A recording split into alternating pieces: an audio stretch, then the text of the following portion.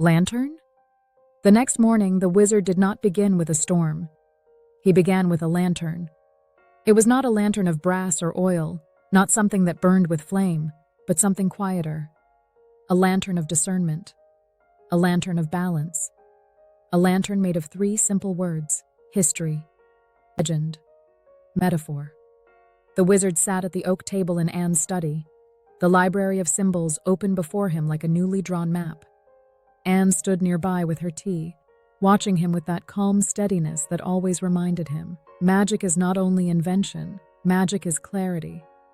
The wizard looked at the page once more. Then he nodded.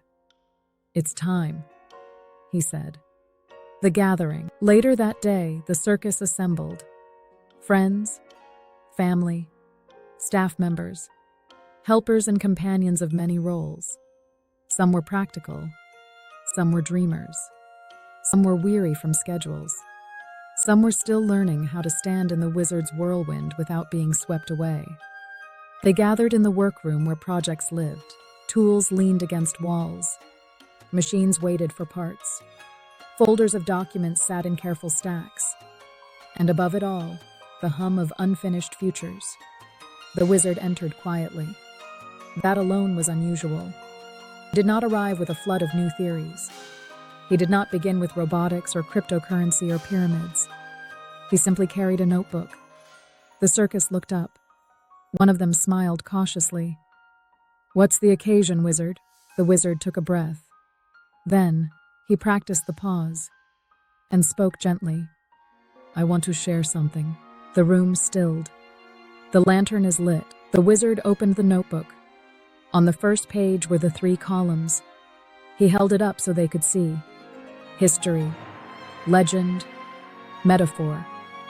"These," he said, "are the lantern." A young helper frowned slightly. "A lantern?"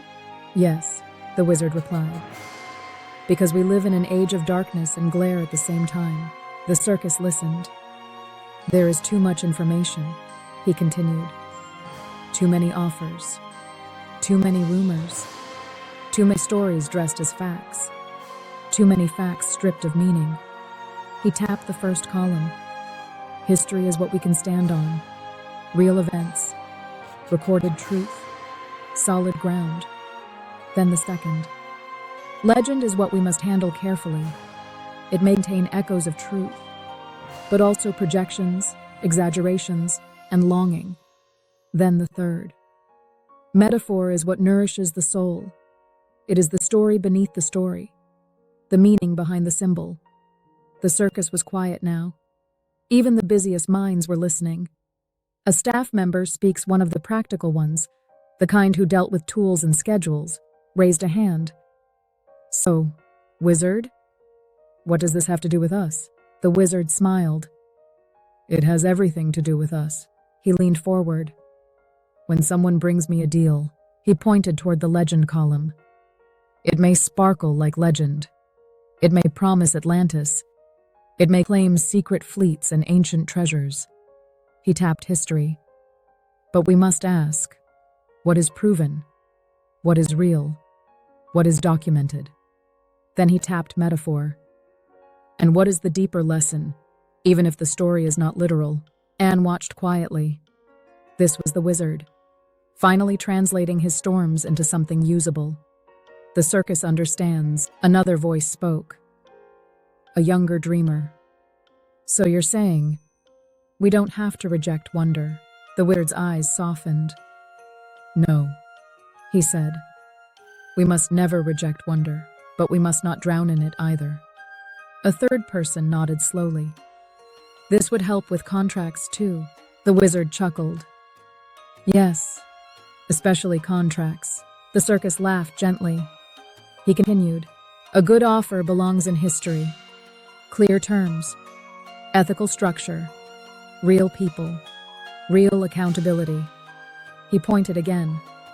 "A scam belongs in distorted legend.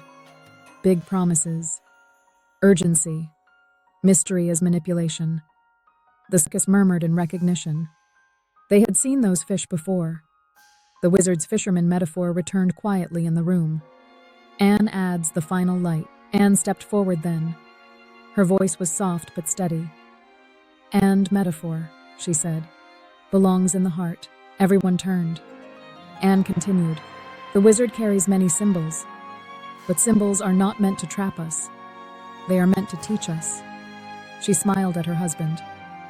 "And the greatest symbol is still this." She placed her hand gently on the table. "Community." The circus grew quiet. The wizard swallowed. Anne had done it again, anchored the cosmos back into the room. The wizard's promise. The wizard looked around at them all. His circus. His people.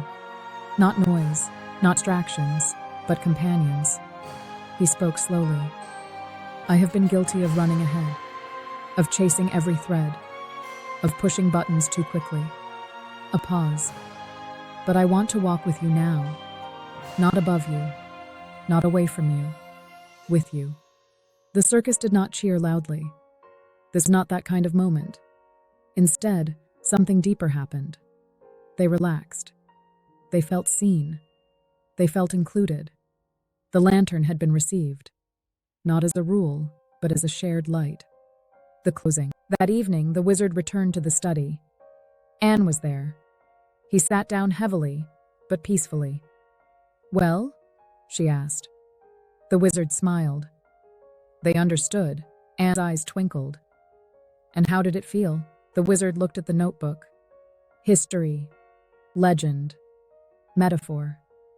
"It felt," he said softly, "like the circus finally had a lantern of their own, and I didn't have to carry the whole darkness alone."